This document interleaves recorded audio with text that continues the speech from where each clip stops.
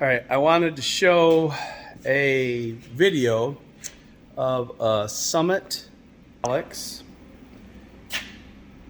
John Deere rear remote and front function valve kit.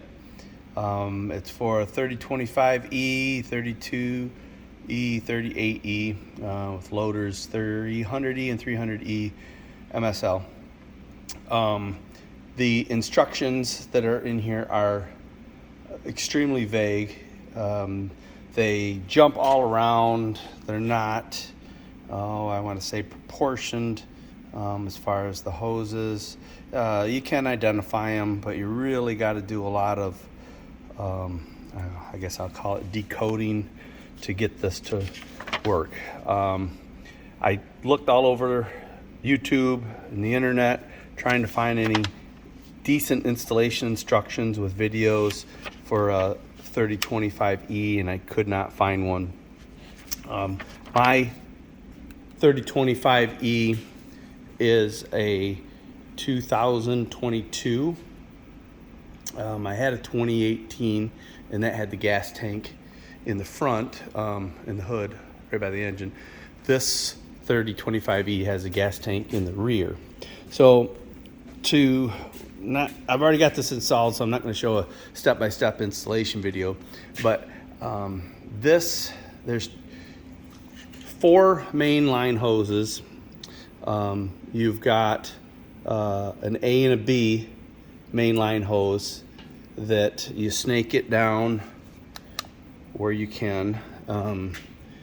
So the main line A and B comes out of here, A and a B, and I snake those down here behind the seat, down below, zip tie it to some of the other lines real securely, and then they come up to here. Now, the directions don't really show if this is the exact spot.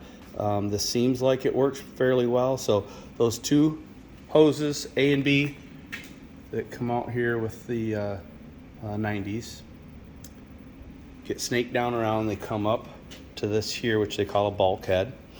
Then these lines get snaked down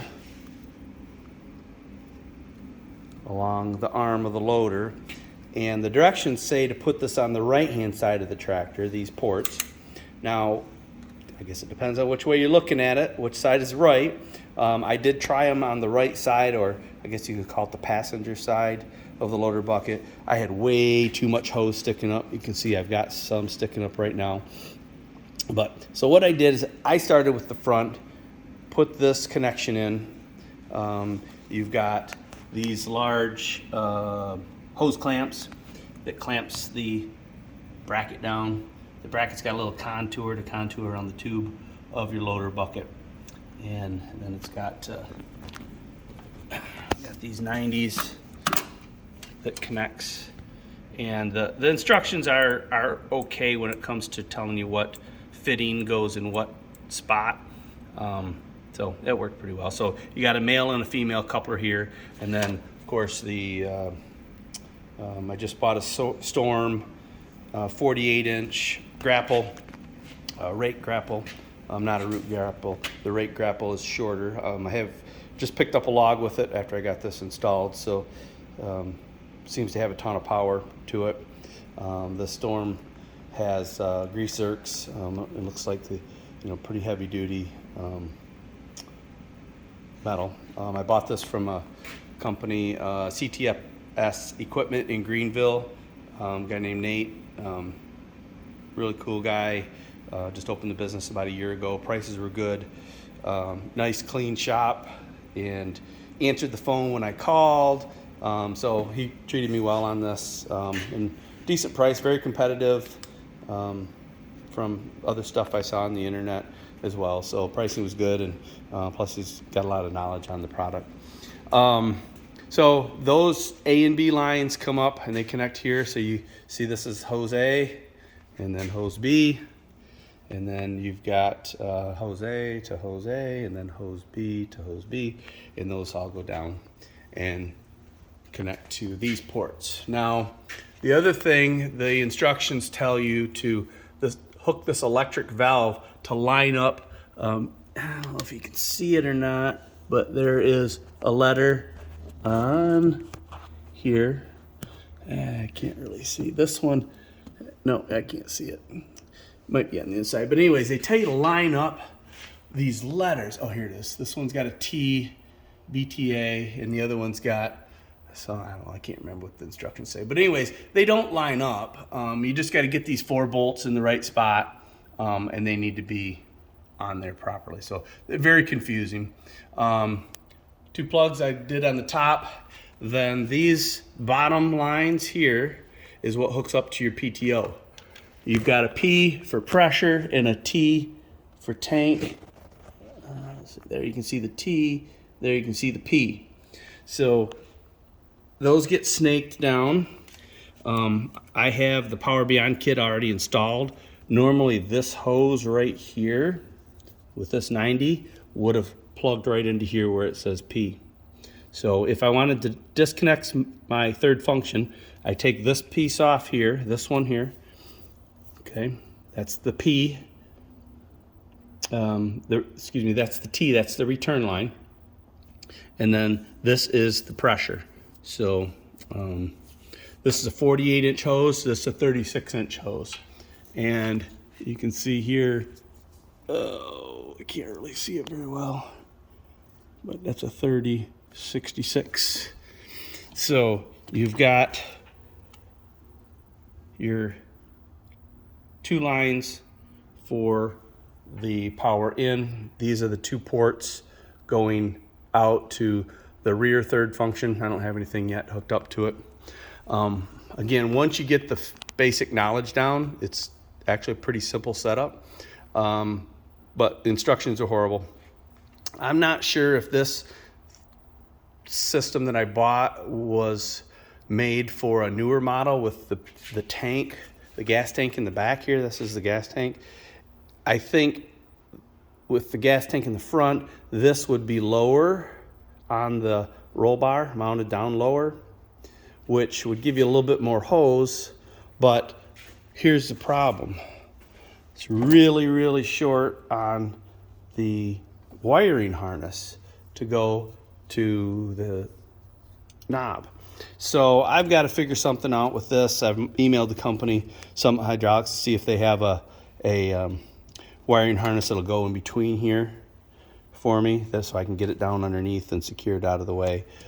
If not, I may have to find some of these fittings and make my own harness. I'm not sure why it's so short, but there's no possible way that that's going to fit. Even if I was down another 6 inches, it still doesn't give me enough. But so this has buttons on it. Let's see if I can get you a decent picture here.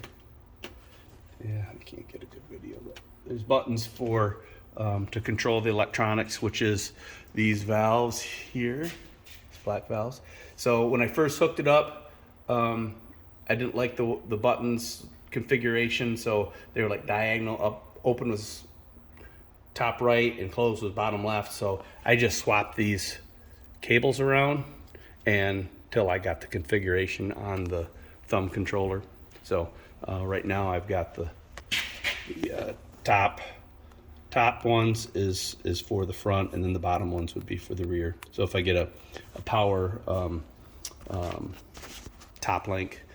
So the other thing that I had an issue was finding power. What I ended up doing is there's a black and a red that comes off of here, and I did put it in wire loom. There's no wire loom that comes with the kit, and I ended up getting a ground somewhere down. In fact, I hit it so well I can't find it. Oh yeah, it goes right down in here maybe. Yeah, right down here. Yeah, see my own wire loom. I couldn't even tell, but that's my ground wire. It's just one black wire going in there, and then I kind of got a connection here and tucked it back in. But there's I'm not quite sure what this is. Something to do with the fuel, whether it's a filter or maybe it's some kind of electronic check valve. That was coming off there, and I just spliced the wire in, and then got a 10 amp fuse that came with the kit. Those are pretty cheap. I'm expecting I'll probably have to replace this. But get yourself some little 1/4-inch wire loom for this. Get some of the wire loom tape. It's kind of a fabric tape. This stuff's pretty abrasive and does well with the heat, and you know, keeps it somewhat dry. But I'll end up putting the covers back on here, but I wanted to have this off so you could see the video of how this was wired in. I tried doing it through the accessory on the key. That was just going to be a pain. I didn't think it was going to work very well, and this seemed to work pretty good. And you know, I guess if this piece ever fails, then I'll have to wire it in, because this has got its own little pigtail wiring.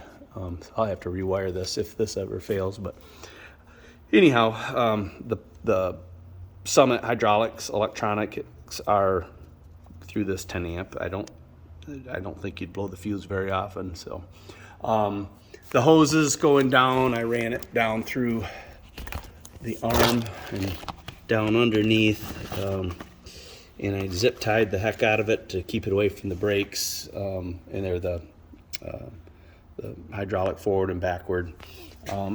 But I got about, I don't know, 6 hours, 8 hours into this. Mainly it's just figuring out how it works and what it's supposed to do. I just couldn't find any pictures decent enough on the internet or any videos for a 3025E for the Summit kit. And yeah, once I figured out how it was supposed to go and get it retrofitted, I don't think this is an exact fit for this tractor. It does fit well, but it's not perfect. We'll see in the long run how long it lasts. But so far, I think this Storm grapple fits good on here.